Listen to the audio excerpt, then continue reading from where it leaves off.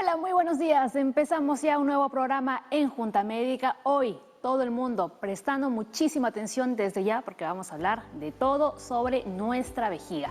¿Cuáles son las enfermedades que aquejan a nuestra vejiga? Las afecciones, cistitis, prolapso, inflamaciones, infecciones, entre otras, como el cáncer de vejiga también. Así que no perdamos más tiempo, empezamos ya.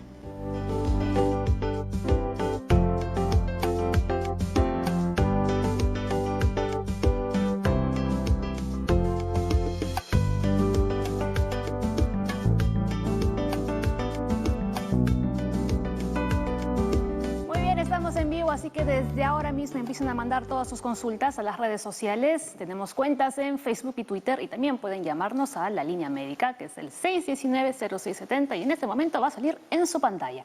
Muy bien, le damos la bienvenida al doctor Luis Velasco, urólogo, y también a María Luisa Rosasa, médica general y psicoterapeuta. Es importante, ¿no?, que también aquí hablemos un poco de la parte psicológica, porque varias de estas afecciones tienen un componente psicológico importante, ¿no? Hablamos de nuestra vejiga y de sus enfermedades. Doctores, ¿cómo están? Bien, buenos días, gracias por la invitación. Tanto en hombres como en mujeres. Correcto. Aunque hay algunos en concreto que solo nos dan a nosotras. Con mayor frecuencia, ¿no? Como por ejemplo, a ver, nos vayan ahí adelantando. Los problemas de la vejiga son igualmente frecuentes. En realidad los hombres y las mujeres tienen la misma frecuencia, pero en las mujeres es un poco más pesado, es más frecuente, son las que más buscan atención médica. Los hombres medio que se los guardan o no quieren participar de esto, pero la cantidad y la frecuencia de las lesiones y de las enfermedades son las mismas, tanto en hombres como en mujeres, ¿no? Pero las infecciones, las cistitis son más frecuentes en mujeres. Si nosotros repartimos por grupos de edad, en las mujeres premenopáusicas o en las personas menores de 50 años son mucho más frecuentes en mujeres. Claro. Pero a partir de los 50 años la edad con el crecimiento de la próstata se equipara, tanto en las lesiones, ¿no? En frecuencia de infecciones, ¿no? Ese es el tema. Muy bien, y enseguida vamos a comentarles muchísimo más. A ver, atención, muchas condiciones pueden afectar la función de la vejiga, provocando infecciones, inflamaciones, trastornos de almacenamiento y vaciado de la orina, así como dolor. Los problemas de control de la vejiga no son exclusivos de personas de la tercera edad. Las causas pueden ser debilidad muscular, daño nervioso, medicinas, exceso de alcohol y cafeína. Los tratamientos dependen de la gravedad de los síntomas y qué tanto interfieren en la vida cotidiana. Estos incluyen ejercicios, medicamentos e incluso, ¿no?, la cirugía. ¿De qué forma puede afectar la cafeína a nuestra vejiga? La cafeína es un estimulante, ¿ok? La cafeína es un estimulante del sistema nervioso, pues nos activa, y la vejiga es un órgano que tiene mucha actividad con el sistema nervioso. Entonces la vejiga se activa. Por otro lado, los irritantes que nosotros tenemos en el café, cuando llegan a nuestra papila gustativa, irritan la vejiga y es lo que nos da un poco ese sabor que nos gusta del café de todas las personas.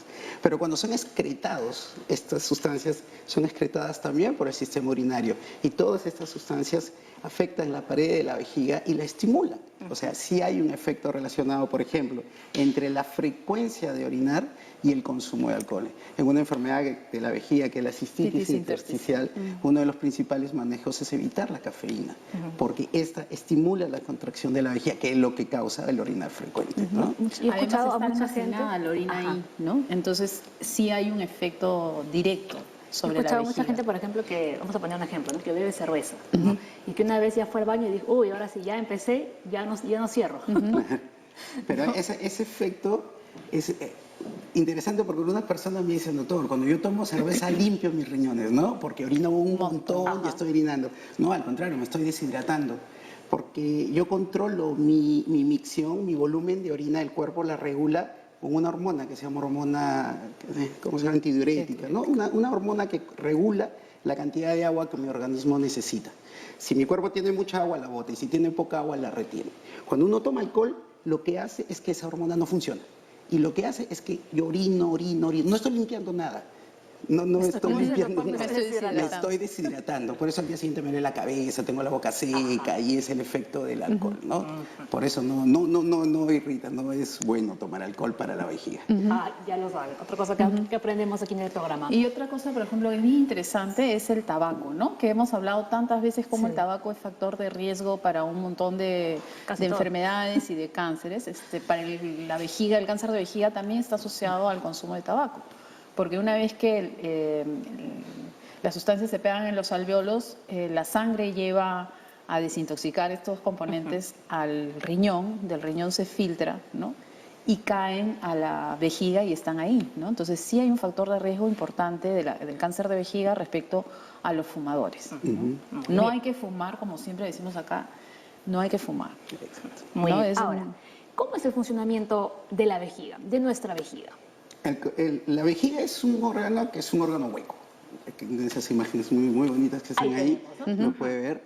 Es un órgano que es una bolsa, en realidad. Un globo, que parece. es un globo que lo que hace es recibir la orina del procedente del riñón. Estar mal de la vejiga no es lo mismo que estar mal del riñón, no confundamos, porque el riñón no tiene nada que ver con el almacenamiento de la vejiga y la vejiga no tiene nada que ver con la función del riñón. Hay 30 centímetros de diferencia entre el riñón y la vejiga, ¿ok?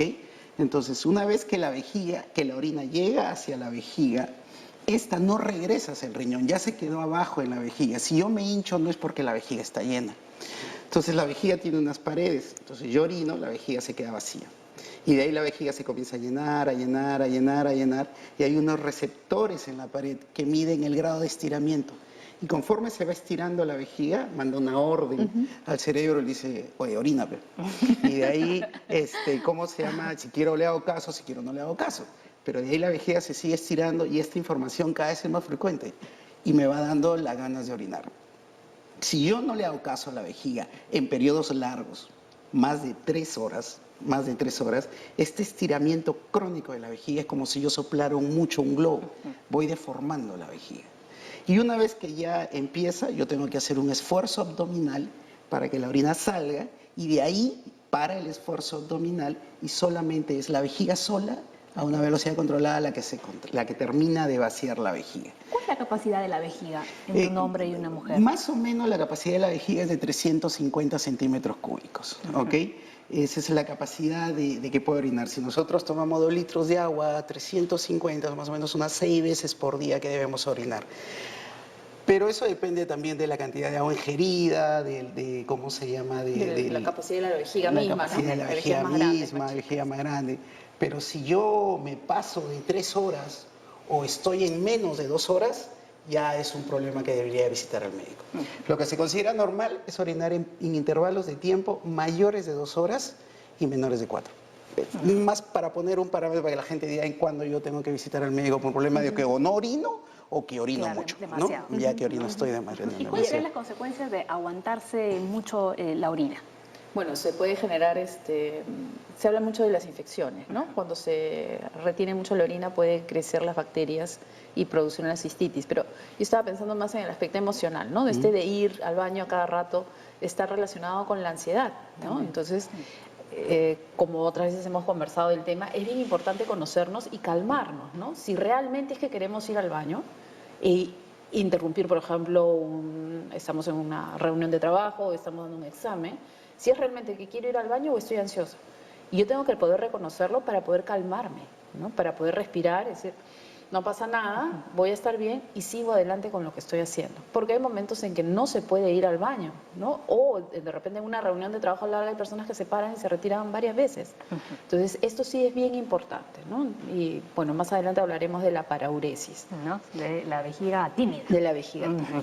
Muy bien. Y luego también más adelante vamos a ver si es que se puede educar a la vejiga. A ver si es posible, ¿no? Antes, vamos a ver a Aura que se ha ido a la calle a hacer una encuesta. Vamos a ver todas las preguntas que ha recogido.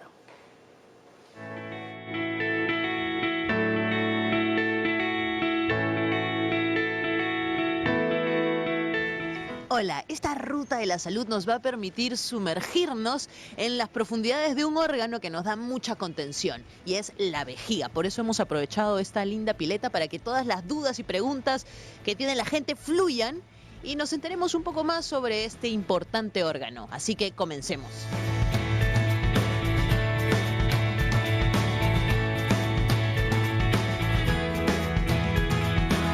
Para arrancar con esta ruta de preguntas nos hemos encontrado con Anthony e Indira, que nos van a hacer dos. Anthony. ¿Qué cantidad de agua puedo beber al día de tal manera que no afecte mis riñones y mi vejiga? Perfecto. Indira. ¿Cuántas veces debo de ir al baño en la noche para que se considere normal? Excelente. Doctores, ahí están las preguntas, ahora podemos responder. Ahora seguimos con Luis, que tiene una pregunta muy interesante. Cuéntanos. Hola, quiero saber qué síntomas presenta el cáncer de vejiga. Cáncer de vejiga también es algo importante que se debe responder.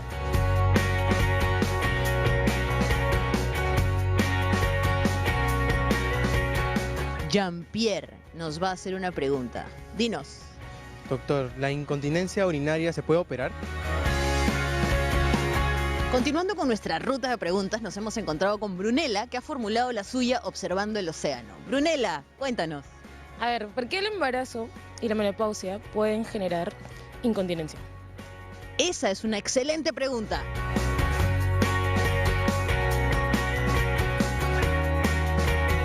Como estamos hablando todo sobre vejiga, es importante incluir la alimentación. Por eso hemos llegado aquí al mercado de Magdalena para hablar con la señora Rosita, que nos va a contar qué es lo que le piden cuando son temas de incontinencia, infección urinaria, vejiga. Cuéntenos, señora.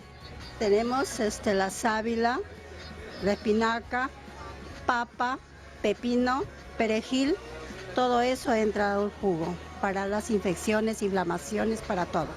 Inflamaciones, excelente. Entonces podemos verlo para ver qué tan poderoso resulta ese jugo.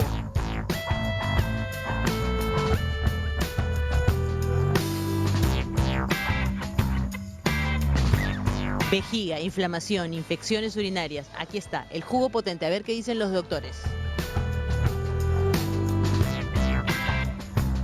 Eso está espectacular. Espectacular.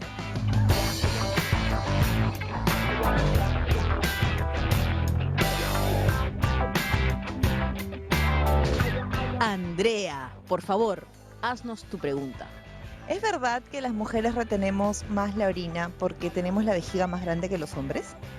Esa es una pregunta frecuente. Para cerrar nuestra ruta de preguntas, nos hemos encontrado con el señor Danger, que tiene la suya. Cuéntenos, señor. Una pregunta, ¿la cirugía de próstata puede desencadenar incontinencias? Excelente, muchísimas gracias. Paola, hemos terminado la ruta de la salud, así que regresamos contigo al estudio y hay un montón de preguntas y dudas que resolver. Gracias, chao. Muy bien, yo aquí sigo escribiendo rápidamente en el celular todas las preguntas, ¿no? Para que no se nos escape ninguna. A ver, vamos con la primera, ¿no? Que nos decía este joven.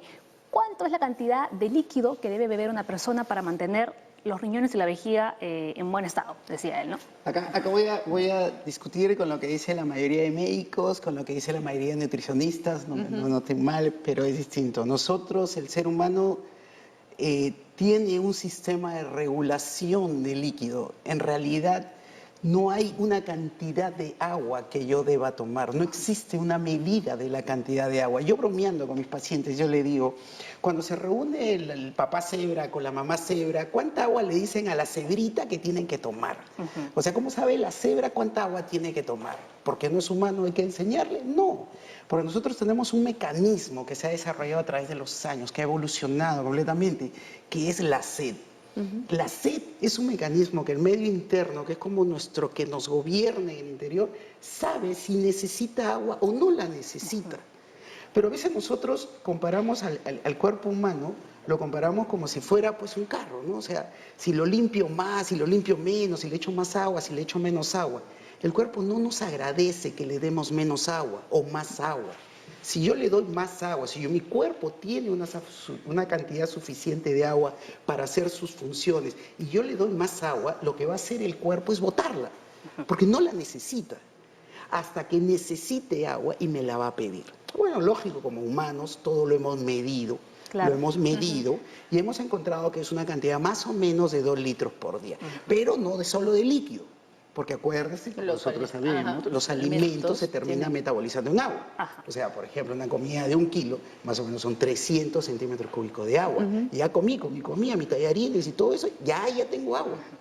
más el agua porque puedo tomar acá, más mi leche, más mi gaseosita, más lo que pueda tomar, yo puedo suficiente. Claro. Quizás no necesito los 2 litros, lo que nosotros a veces pensamos que sobre nuestra alimentación, hay 2 litros más. Claro. Ahí está la confusión. No, pero decimos que la sed es un indicador para saber que tenemos que beber agua. Así ¿Qué es sucede el con primer los síntoma de deshidratación es la sed. Claro, ¿no? pero ¿qué sucede con los adultos mayores que casi nunca tienen sed? Porque su metabolismo tienen que tomar menos agua. O sea, el metabolismo de las personas es la cantidad de energía que tú necesitas para satisfacer tus demandas diarias. Para una persona de 80 años que está sentada en su cama y que el único trabajo es ir, sentarse a la mesa, comer y regresar a su cama. Ver tele y leer el periódico. ¿no? O sea, con 300 centímetros cúbicos de agua ya satisface. Y ya está suficiente la cantidad de agua que él necesita. Y nosotros nos desesperamos porque le faltan 1.700. Pero obligarlo a tomar más líquido es un problema, porque también hay que llevarlo al baño, tiene posibilidades de caerse, ¿no? Entonces hay que ser un poquito más lógicos, ¿no? Porque se ha instaurado como idea, parte del imaginario popular, que hay que tomar mínimo 2 litros. Y no es cierto. Si es que sudas, evidentemente vas a tener que tomar más líquido, ¿no? Y, por ejemplo, ¿no? Una cosa que es frecuente, muchas chicas sobre todo, hombres también, pero sobre todo las mujeres, toman muchísimo líquido para no comer, para llenarse, no tener hambre.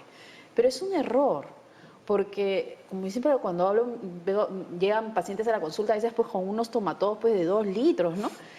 La idea de poder bajar de peso no es tomar agua, ¿no? Sino es alimentarse adecuadamente. Y como estábamos conversando con Lucho, el problema de tomar mucho líquido hace pues que tu estómago siga siendo un estómago grande. El éxito de las personas delgadas es que tienen un estómago pequeño y pueden comer de todo, pero en pequeños volúmenes. Si yo acostumbro a mi estómago a estar distendido porque está lleno de agua, el día que vaya a un buffet me voy a poder comer los 500 platos de los cuales me debería cuidar, ¿no? Entonces es un poco contraproducente. Pienso yo que uno tiene que tomar el agua que el cuerpo necesita. No por tomar mucha agua se previenen los cálculos, por ejemplo. No. Un tema interesante también es cuando le dicen a las personas que tienen que tomar agua para el estreñimiento. Vamos a recordar un poco de la fisiología rapidito, ¿no? ¿Nos podría contar eso después de la pausa que tenemos que irnos obligatoriamente? Enseguida el doctor nos sigue contando esto, ¿no? De que hay que tomar agua para el estreñimiento y vamos a responder el resto del cuestionario ahí que nos ha hecho Aura.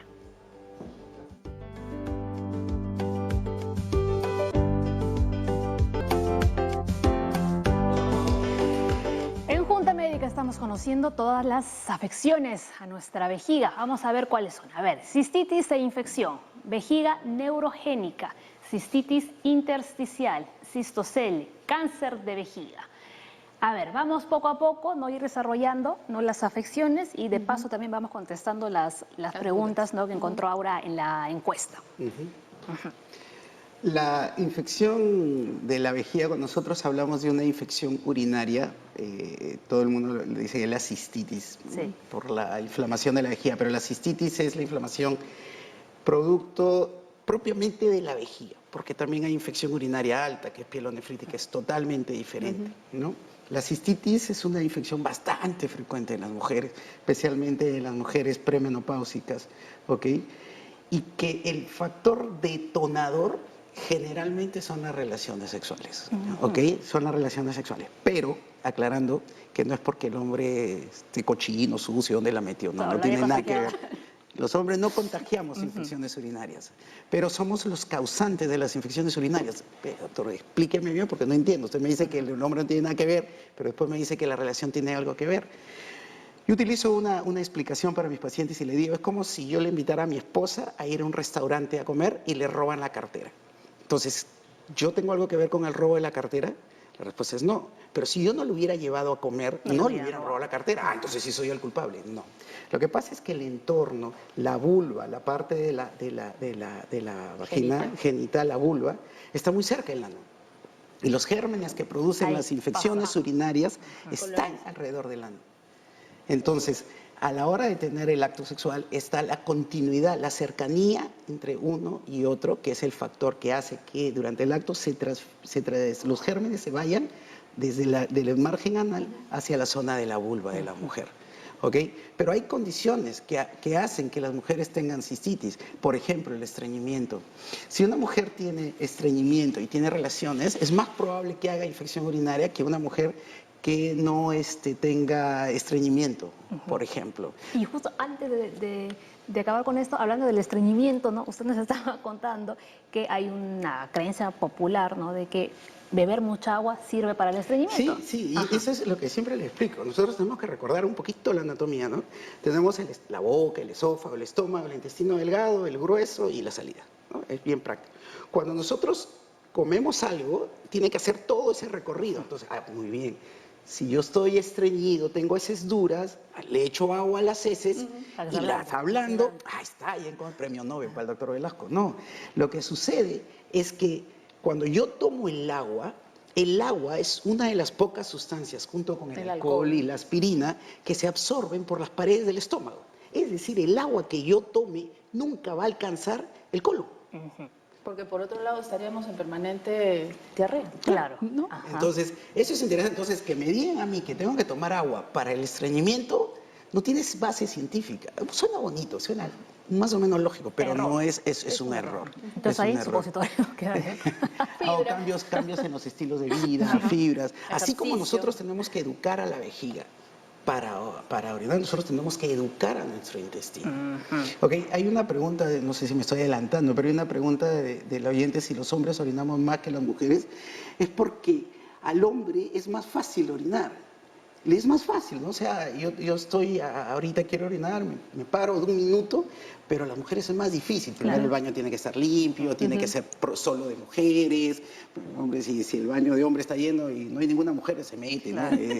O sea, la posición, la postura. El hombre entra al baño, orina, ni se lava las manos, sale y ya y solucionó su problema. La mujer no, tiene que bajar por todo lo que esto implica, ¿no? Por eso es más complejo. Pero nosotros lo que tenemos que educar a las niñas y a las jóvenes es que orinar no es malo, así como hacer deposiciones no es malo, ¿no? Porque cuando toquemos este tema, las mamás le dicen a las niñas, aguántate las ganas de orinar a la casa, ¿no? O sea, imagínense que vayan a hacer compras al mercado central, ¿no? Y que el baño de la galería, se imagina el 23 de diciembre cómo va a estar, pues, ¿no? Y entonces le dicen, no, tienes que aguantarte la gana de orinar. Pero pues son 5 horas que no puedes ir al baño. Es preferible, antes de tener una infección urinaria, entrar al baño más sucio que yo pueda a aguantarme las ganas a mi casa. Me va a dar una infección urinaria si me aguanto las ganas a mi casa en vez de que yo tenga que entrar a ese baño, ¿no? Tratando de todos los cuidados. Recapitulando, ¿no? Las posibles causas de la cistitis y también de las infecciones podría ser, por un lado, el aguantarse, las ganas de orinar, y en el caso ya de los adultos o que ya tienen relaciones sexuales también, ¿no? Ahora, Lucho hablaba esto de entrar al baño y que es más sencillo, ¿no? La mayoría de la población tiene esa facilidad de poder entrar al baño y hacer la pila sin mayor problema. Sin embargo, hay un grupo de personas que tienen dificultad para eliminar la orina, ¿no? A eso se le ha puesto de nombre vejiga tímida, ¿no? Vejiga, y se llama parauresis, es un nombre. Y hay diferentes grados, ¿no? Cuando se hacen las evaluaciones, las encuestas, ¿no? Hay muchas personas que se sienten inhibidas de orinar cuando están en presencia de otras personas. Por ejemplo, los hombres en los baños que son urinarios y cuando están más expuestos unos a los otros, algunos se ponen muy ansiosos y disminuye, demora la emisión del chorro, ¿no? Y algunos no llegan a vaciar completamente la vejiga.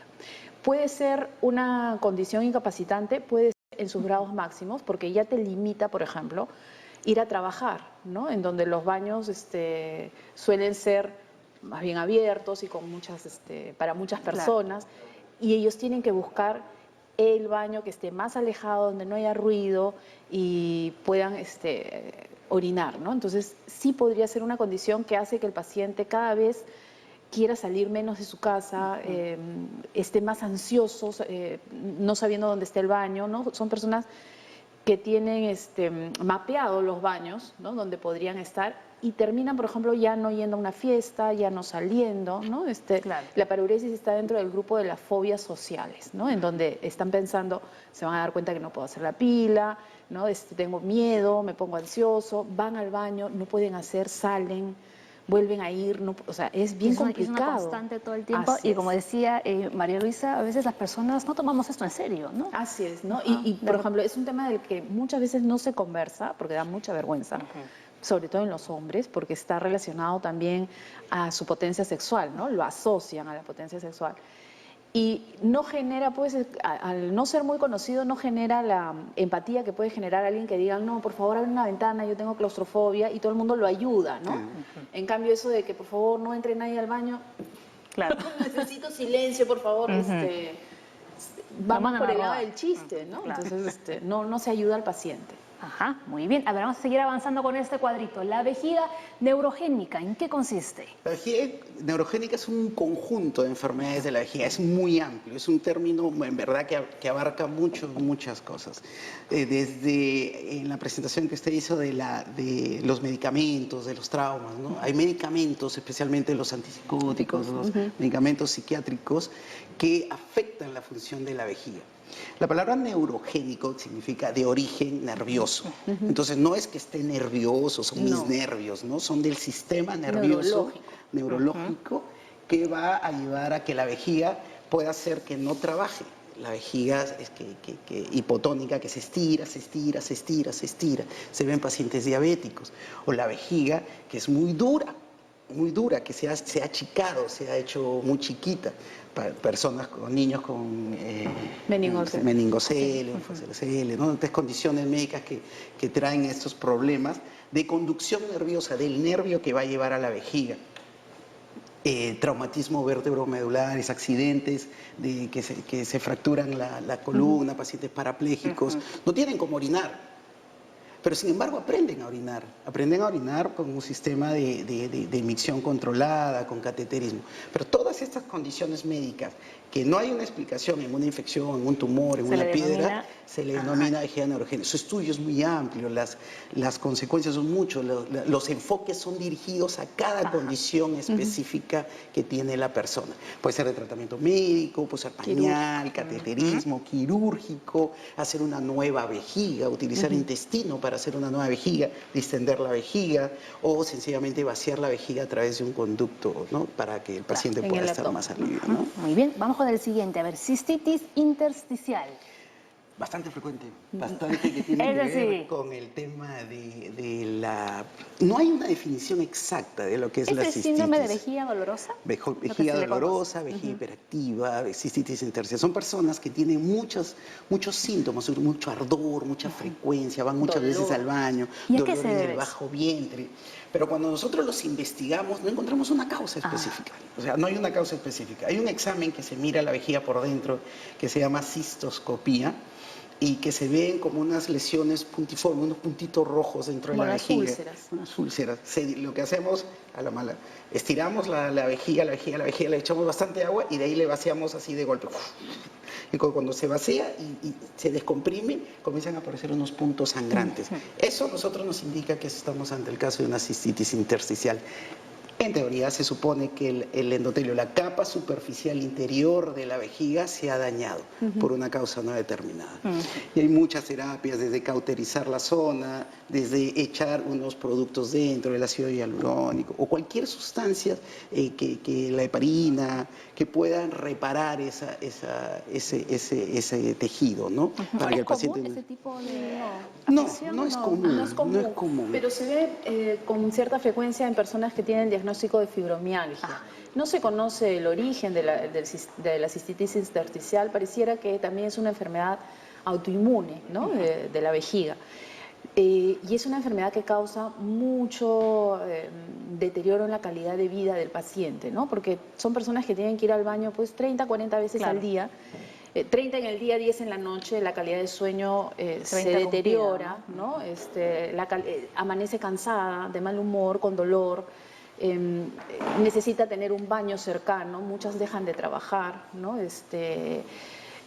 Se alejan de la familia porque se sienten incómodos de tener que ir a cada rato al baño y normalmente el entorno, en su primera respuesta es ¿otra vez vas a ir al baño? ¿No? O sea, ¿qué te pasa ya? ¿No? O sea, entonces son personas que se terminan aislando, su vida sexual se ve afectada porque como sienten dolor no quieren que la pareja se les acerque. Es una condición seria, ¿no? Seria dentro de las enfermedades de las afecciones de la vejiga. Claro, como todo hay niveles, pero hay personas que se sienten muy muy afectadas, no solamente en su enfermedad de la vejiga, sino en su salud mental. Ajá, muy bien. A ver, todavía nos quedan otras dos afecciones más. Las vamos a ver después de la pausa. Recuerden que también hoy está el SAM con nosotros. ¿Qué nos van a enseñar? Enseguida se lo contamos.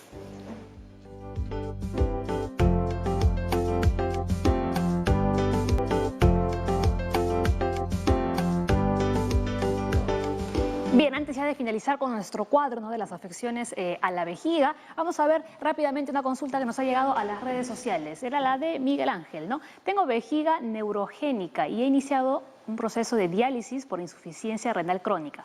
¿Puedo recuperar mi función de la vejiga? ¿Puedo acceder a un trasplante de riñón? ¿Me puedo curar de este problema? Varias consultas. Sí, varias consultas. Definitivamente la causa de la vejiga neurogénica, sin conocer mucho al paciente, puede ser un problema de diabetes.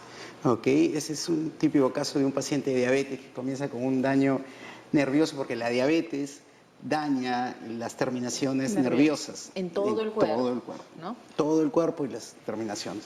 Entonces la vejiga deja de funcionar como parte de la diabetes y el paciente ha terminado en insuficiencia renal crónica, no como un problema de vejiga. Ahora, sí hay condiciones de vejiga que también, por eso hay que saber cuál fue su causa real, porque puede ser que haya nacido con un meningocele que tenga un problema de vejiga de niño y que este problema de vejiga de niño le haya producido un daño renal. En ese caso es distinto. Sí puede acceder a un trasplante renal siempre y cuando solucione su problema de la vejiga. Es decir, primero o le amplíen la vejiga o aprenda a hacerse cateterismo o le deriven la orina, porque si su problema de la vejiga continúa y le hacen un trasplante renal, este problema de la vejiga va a volver a malograr el riñón. O sea, hasta que no solucionen el problema de la vejiga, que el concepto es que la orina salga, que de alguna manera quirúrgicamente o con algún tipo de intervención salga, una vez que corrija ese problema, sí puede ser sometido a un trasplante renal. Muy bien, vamos con otra consulta. Lourdes dice, buenos días, cuando estornudo o empiezo a toser, se me escapa un poco la orina. ¿Es normal o estoy presentando alguna característica de algún tipo de enfermedad? En el cuadrito prolapso, ¿no?, que teníamos decía cistocele, ¿no?, que ese es un tema, que es el nombre técnico de lo que le llamamos prolapso, que tampoco es el nombre correcto, pero es el que entendemos. Lo que le está sucediendo a la señorita que escribe, Lourdes, es que ella está teniendo un problema de una incontinencia urinaria femenina, producto de la caída de la vejiga, ¿no? La vejiga en este cuadrito que está acá tiene una localización, no sé si... Esta es la localización de la vejiga. Y acá abajo hay un esfínter que controla que la orina no se escape. Lo único que pasa es que esta vejiga, el esfínter sigue en su sitio, pero la vejiga se sigue cayendo. Si pongo mi dedo es como si mi esfínter estuviera a esta altura. Y como está a esta altura, ya la vejiga, el esfínter no puede cerrar toda la vejiga, entonces queda un poco abierta. Es como si yo sujetara 20 o 30 lápices. Ya los del medio se van a seguir cayendo. Entonces, normal, pero si yo hago un esfuerzo, mi esfínter no puede controlar. Y esto empieza y es progresivo. No es indicativo de ninguna otra enfermedad.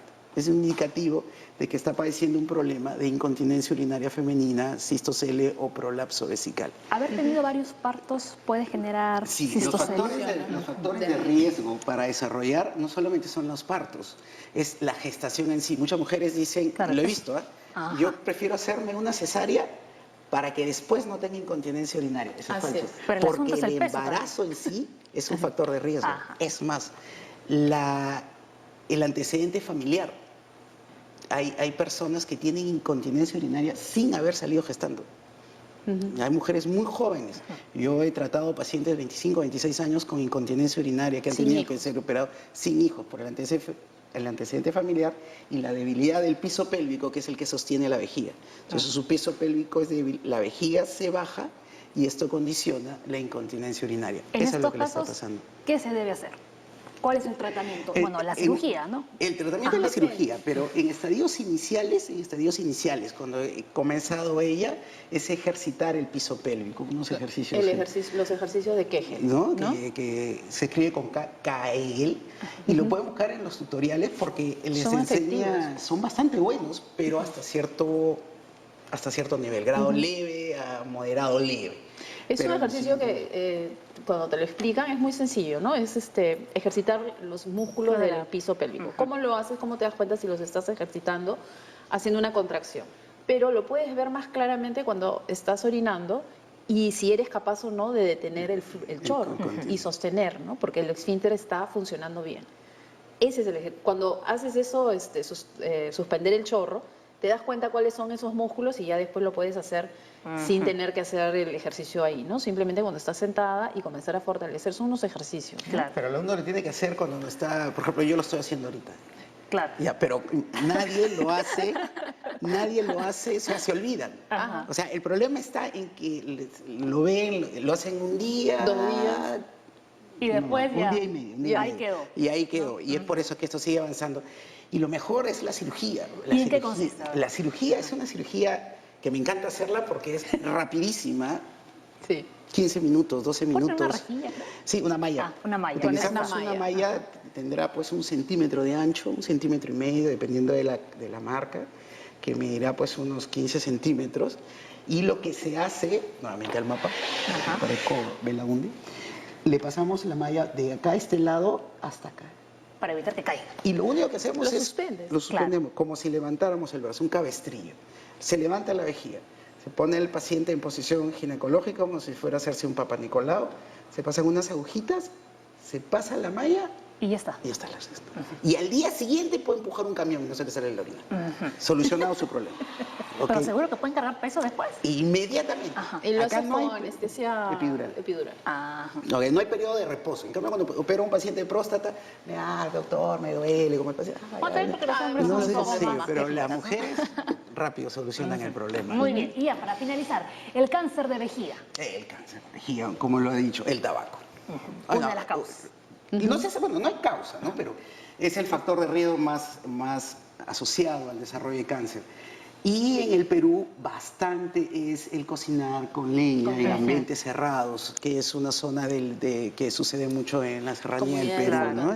Eso lo veíamos, por ejemplo, que también era un factor de riesgo para el cáncer de pulmón, pero también para el cáncer de vejiga. Sí, bastante, el cáncer de vejiga. Por eso salió el programa de las cocinas mejoradas, un programa con éxito para que el humo se vaya, porque el humo queda dentro de la casa, pues, ¿no? Y era el factor muchos no tienen ventanas, ¿no? Ni una chimenea para que el humo pueda salir. Claro, son casas monohabitacionales en donde la cocina cumple la función de cocinar y de calentar el ambiente.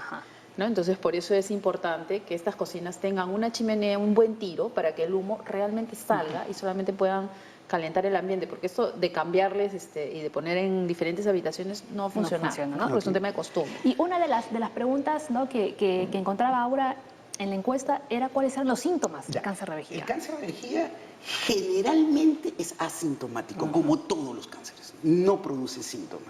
¿Ok? Este cáncer generalmente se diagnostica cuando uno orina sangre, de la nada. Estoy sin otro síntoma, porque si yo orino sangre con ardor, es infección urinaria. Si yo orino sangre con dolor, es una piedra que está bajando. Con espuma, a veces, ¿no?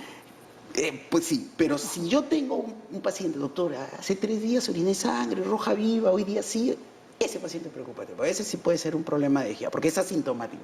Pero algo bueno, la gran mayoría de casos de cáncer de vejiga, casi el 80%, son malignos, pero de comportamiento benigno. Es decir, que generalmente no se van a morir del cáncer de vejiga. Son recidivantes, ya esa es la chamba del médico, no metamos, pero tiene buen pronóstico. Pero como siempre en el país, llegan muy tarde, estadios avanzados, cuando el ya no se puede hacer. Ha roto la capa externa, ¿no? Y empieza a diseminarse. Ya hay metástasis, ¿no? Y ahí lo cual se vuelve muy, muy agresivo. Ya en ese caso es un cáncer muy agresivo. Por eso, al primer síntoma hay que acudir al médico especialista para que le hagan los estudios, ¿no? Y otra cosa, que no es un cáncer muy frecuente. Muy bien. Existe, pero no es muy frecuente. Ajá. Muy bien. Ahora, si tenemos una consulta, Ana María llamó desde San Miguel, dice, ¿el mal olor de la orina se debe a problemas con la vejiga? Si yo tengo un mal olor de la orina asociado a ardor al orinar frecuente, o sea, con síntomas de una infección urinaria, sí. Hay una condición médica que se llama bacteriuria asintomática, que es la infección urinaria, que no es la infección urinaria, sino es la presencia de bacterias en orina, que la presencia de bacterias en orina sin síntomas. La persona en orina no tiene ningún problema, no le arde, no le molesta, pero tienen esta condición. Entonces, ante un cuadro de mal olor de la orina, es recomendable hacerle un cultivo de orina. Si sale positivo y el paciente no tiene síntomas, a veces se trata, a veces no se trata. Pero lo que sí es que hay alguna condición que lo está haciendo. Por ejemplo, los diabéticos. Las gestantes hacen muchas bacteriuria asintomática, ¿no? Que hay que corregirlo porque si le da una verdadera infección urinaria puede producir un aborto. Pero sí, es indicativo de que el paciente puede desarrollar un problema de la infección. Si huele mal es porque hay algo dentro de la vejiga, generalmente hay una bacteria. Lo que comentabas también del descenso, ¿no? Ah, sí, me estaba olvidando. Muchas veces, los hombres especialmente, o las mujeres, dicen, doctor, a mí la orina me huele mal. Entonces, lo que pasa es que cuando van a orinar, se bajan el pantalón y al bajarse el pantalón, sienten el mal olor. Pero el mal olor no es de la vejiga, es porque pueden tener algún grado de descenso. En los casos del hombre pueden tener una infección de glande que se llama balanitis, que son honguitos en el pene, y esos honguitos son los que provocan el mal olor.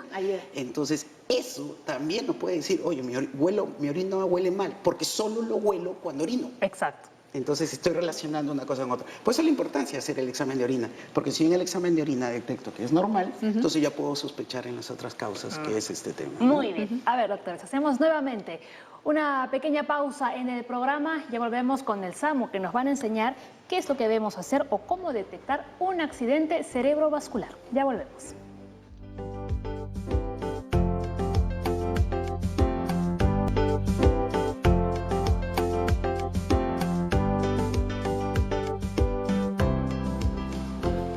Estamos en el estudio con el doctor Carlos Malpica, ¿no? Y vamos a aprender qué es lo que debemos hacer o cómo identificamos un infarto cerebral, con la ayuda también de Catherine. Muy buenos días. Buenos días. Primero, de que pensamos que el infarto cerebral es un tema solamente de personas mayores. Ah, es verdad. Y eso no necesariamente es así. Entonces, hay una escala que se llama la escala de Cincinnati. Son 3 signos muy sencillos. Necesitamos que la comunidad se entrene y sepa identificarlos. Porque de nada sirve que un paciente llegue después de 12 horas o 24 horas o 2 días a un servicio de emergencia. Ahí no hay solución. No. Entonces, hay solución si lo hacemos dentro de las primeras 4 horas y media. Entonces, a veces no le hacemos caso y es importante. Entonces, lo primero que tenemos son 3 cosas. Vamos a primero buscar simetría facial. Entonces, le pedimos al paciente que arrugue la cara como un león. Arrugue la cara y lo que vamos a comparar es la frente un poco más. Entonces, es simétrico. El surco de la nariz está igual. ¿El paciente que está sufriendo un infarto cerebral es consciente que lo está teniendo? No siempre. Ajá. O sea, si la persona es, digamos, entrenada, ha leído sobre el tema, posiblemente sí. Claro. Pero no duele. Claro. No hay dolor en el infarto cerebral. Entonces, ¿cómo podemos identificar, por ejemplo, que Catherine está teniendo un infarto cerebral? Generalmente, si está en actividad, pierde el equilibrio. Lo que hace es un poco de desorientación y lo que va a experimentar es que no maneja un lado del cuerpo. Y cuando quiere hablar o está confuso, dice una cosa y piensa otra, o la otra es más evidente, ¿no? Que va a generar disartria, que es la dificultad para hablar. Entonces, di por ejemplo, buenos días. Normal. Buenos días. Ahora trata de hacerlo como si fuese una disartria. Buenos días. O sea, son palabras que arrastran. O lo otro es al comer, la comida se va a caer. Entonces, allí estamos experimentando un problema motor. Y el tercer signo es vamos a pedirle que levante los brazos. Levanta los brazos. Normalmente uno levanta los brazos, así es, ¿no? Muy bien, hasta el horizonte. O sea, 5 o 10 segundos está conservada el tono. Pero en un paciente que ha tenido un infarto cerebral, por lo general se levanta los brazos y solamente o lo levanta y cae, o levanta a diferente nivel. Entonces, con 2 de 3 signos de lo que hemos hablado, o sea, asimetría facial, dificultad para hablar, disartria, o que se le caigan los alimentos, y déficit de una extremidad, tenemos un alto porcentaje, 80-90%, de que estemos frente a un infarto cerebral. ¿Podría también dar la sensación de que la persona se está quedando dormida o no? No es un signo, digamos, válido. No es un signo válido. Puede ser muchas cosas, puede ser una infección, o sea, puede ser muchas cosas. Puede ser que le bajó el azúcar, pero no relacionado al infarto cerebral. Hay un cuadro que es muy parecido, que se llama la parálisis de Bell, o parálisis facial periférica. Exacto. Entonces, lo mejor es, en caso de duda, ir a un servicio de emergencia o llamar al SAMU para hacer la evaluación. Porque ahí también sacudimos rápido, hay mayores probabilidades de que la persona pueda tener la movilidad del rostro. Exactamente. O sea, a veces la diferencia es muy sutil, básicamente si arruga o no la frente, pero mejor es que lo vea un médico. Ahora, decimos, ¿no?, que si nosotros notamos todos estos signos de alerta, ¿no?, inmediatamente lo llevamos a emergencias. O llamamos al 106. O llamamos al 106, que es el número del SAMU. Ahí las probabilidades, ¿no?, digamos, de sobrevivir son muy altas. ¿Por qué? ¿Qué es lo que le hacen al paciente? No, justamente, estamos tratando de organizar con el equipo del Hospital Cayetano una red a nivel de todo Lima de detección precoz y tratamiento precoz del stroke, del infarto cerebral, del derrame cerebral. Entonces, si en las primeras 4 horas tenemos que el paciente ingresó a la emergencia, se hizo una tomografía, descartamos que no hay sangrado, entonces hay una sustancia que se pone a la vena, que es un trombolítico, lo que hace es destruye el trombo, y lo que vamos a trabajar es, no mejora la supervivencia del paciente, pero sí mejora muchísimo la calidad de vida, porque lo que elimina prácticamente son las secuelas motoras, y la recuperación es inmediata. Entonces, queremos dar chance a esos pacientes que no queden con una secuela permanente, sino que tratar de recuperarlos. Claro, ¿podría llevar a la muerte el infarto cerebral? Lo que pasa es que generalmente la muerte es por infecciones secundarias, ¿no? Porque el paciente queda postrado, hacen escaras, infecciones urinarias, hacen neumonías porque ya no movilizan secreciones, o sea, se genera toda una serie de complicaciones. Entonces, en sí, lo que trae consigo de no haber actuado a tiempo son las secuelas, como exactamente, decías, ¿no? Parálisis en parte del cuerpo. Claro, mientras que nos movemos, estamos bien. Cuando ya estamos en cama postrados, ahí vienen las complicaciones. Perfecto, muy bien. Así que nada, otra cosa nueva que hemos aprendido, ya saben cuáles son los signos, ¿no?, que uno debe de identificar si es que una persona, ¿no?, puede estar sufriendo un derrame cerebral. Asimetría facial, dificultad para hablar, déficit de las extremidades. Muy bien, perfecto. Doctor Carlos Malpica, muchísimas gracias como siempre. Catherine, también, muchísimas gracias. Dejamos aquí, ¿no?, a nuestros invitados del SAMU. Nos volvemos a la mesa de Junta Médica de inmediato para contestar rápidamente algunas preguntas que nos han llegado, ¿no?, por vía telefónica. Javier llamó desde Arequipa. Dice, tengo un familiar de 70 años que fue operado hace 2 meses de la próstata y a raíz de esta intervención no puede contener la orina. ¿A qué se debe? Cuando nosotros operamos a un paciente de la próstata, primero que hay que saber si es una operación por un procedimiento benigno, o sea, por crecimiento benigno en la próstata, que es el 90% de los casos, o es por cáncer de próstata. Cuando uno opera por cáncer de próstata, tiene una alta probabilidad de que el paciente quede con incontinencia urinaria. Aunque con las cirugías laparoscópicas y robóticas esto ha disminuido, pero todavía tenemos un 30-40% de pacientes. ¿Por qué? Porque puedo utilizar el... Por supuesto. La próstata es este órgano de acá y al costado de la próstata pasa un nervio. Entonces, cuando nosotros operamos la próstata por crecimiento benigno, solo sacamos lo de adentro, esta parte de que está acá adentro nada más, esta parte interna. Pero cuando operamos por cáncer, sacamos todo. Y cuando se saca todo, se puede cortar el nervio. Y ahí cuando se corta el nervio ya la incontinencia es el daño del esfínter es total. Ahora, si el paciente ha sido operado por crecimiento benigno de próstata y tiene el tema de orinar frecuentemente o no puede contener la orina, pueden ser 2 cosas. O que se haya estrechado el cuello de la vejiga o una parte del tejido prostático, o que el paciente tenga una infección urinaria, que es un factor que hace que el paciente orine cada rato, ¿no? Yo le indicaría que se le haga un examen de orina. Si el examen de orina es normal, buscar una causa. Y si es infección, tratar la infección. Muy bien. Vamos con la siguiente. Marco Aurelio llamó desde Trujillo. Dice, tengo 71 años y me han diagnosticado hipertrofia prostática benigna e incontinencia urinaria. ¿Qué recomendaciones me pueden dar? Dice. Uno de los síntomas del problema del crecimiento de la próstata, cuando la próstata crece, obstruye la salida de la orina. Entonces el paciente está retenido. El paciente orina bastantes veces, pero poquitas cantidades porque tiene su vejiga muy llena. Entonces el paciente dice, doctor, usted no me puede decir que yo esté retenido si yo orino a cada rato. Entonces el paciente no descarga, es como si fuera una piscina llena. Entonces yo la muevo y el agua se va a desbordar. Entonces el paciente como está llena su vejiga porque no puede salir la orina por el crecimiento prostático, entonces el paciente algún movimiento va a estimular la salida de la orina y le va a salir un chorrito. Pero cuando él quiere ir a orinar, no va a salir la orina. Ese paciente es un paciente que tiene que ser corregido su problema prostático, que a la vez, una vez corregido el problema prostático, va a corregir el problema de la incontinencia urinaria. O también puede ser lo mismo que en el caso anterior, una infección urinaria asociada a este cuadro de problema prostático, ¿no? Muy bien. A ver, vamos ya con la última. Clara, llamó desde el Cercado de Lima, dice, ¿qué es la pielectasia? ¿Está bien? Pielectasia renal, ¿no? Se la diagnosticaron a mi hija a los de 37 años, lo cual le genera dolor de cintura, vómitos y diarrea. Ok.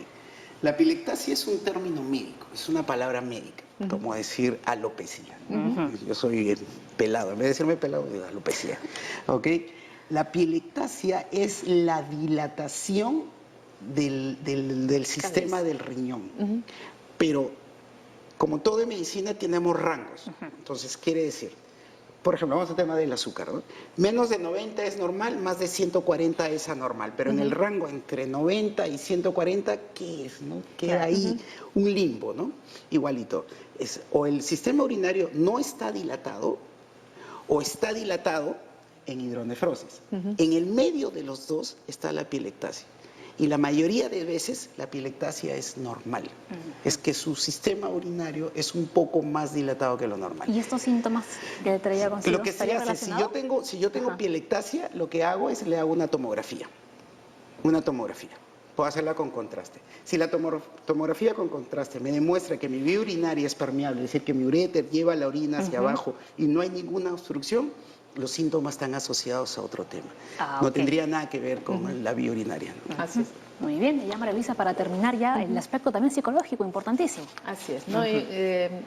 Lo que estábamos conversando al principio, ¿no? Distinguir si uno se pone ansioso o es realmente que quiere ir al baño, ¿no? Si alguien es ansioso, tiene que aprender a hacer ejercicios de relajación. El mindfulness es una excelente técnica.